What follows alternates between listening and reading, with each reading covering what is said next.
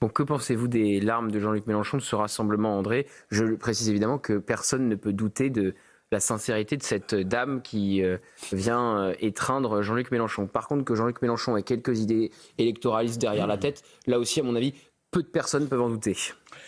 Je crois qu'il faut dire, Gauthier, que c'est un pas de plus vers ce que j'appellerais un peu la... Vous savez, c'était Fourquier qui parlait de l'archipélisation.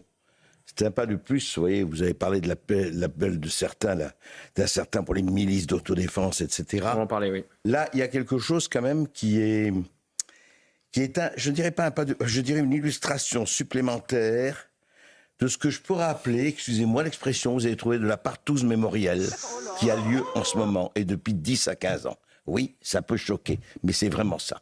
C'est-à-dire qu'aujourd'hui, ce qui se passe, c'est que quand c'est un Kevin ou un Lola, ou etc., ou un Aboubacar, et c'est tout aussi lamentable, tout assassinat, tout en fonction de, je ne sais pas quelle origine, est quelque chose de lamentable et terrible. Mais ce qui est terrible, c'est cette communautarisation absolument croissante et totale, et donc l'explication. Vous avez remarqué, parce que je voudrais parler une chose de Jean-Luc Mélenchon, on n'a pas vu les images, mais c'était dans On n'est pas couché, ou au moment de Mohamed Merah. Il faut le rappeler, dans Mohamed Merah, vous rappelez l'école Azara-Torah, et puis les 3 soldats qui avaient été tués.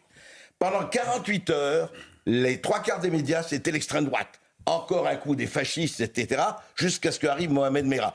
Et le même Mélenchon que vous avez vu là disait c'est un acte islamophobe. Le lendemain, il était chez, on peut vérifier par les images, il était chez Laurent Ruquier, il disait ça. Ça veut dire quoi? Je crois que c'était sur France Info, mais bref. Ça veut dire que tous les côtés, il y a une espèce de quelque chose qui est très grave. Comment, au nom de quoi, quand on est français, quand on est, je dirais laïque, quand on a un sens de la justice, on fait de l'indignation à géométrie variable? On a certains, quand c'est Lola, quand c'est etc., oui, c'est de la récupération, etc., et quand c'est Aboubacar, et c'est tout aussi lamentable, minable, etc., là, on est autre chose et on se mobilise. C'est très grave. Et je crois que c'est très grave, cette espèce je dirais, vous savez, il y a plus grave que les semeurs de haine. Il y a les trafiquants d'excuses. Et je trouve que là, il y a quelque chose de très très grave, de mettre de l'huile sur le feu communautaire, comme si on avait encore besoin de ça pour faire nation ou pour faire France. Oui, non. Vraiment. La question, c'est est-ce que la France Insoumise aurait fait ce rassemblement pour d'autres communautés, Yohann? Elle ne l'a pas fait. La réponse est évidemment non, puisque vous l'avez dit, ils ne l'ont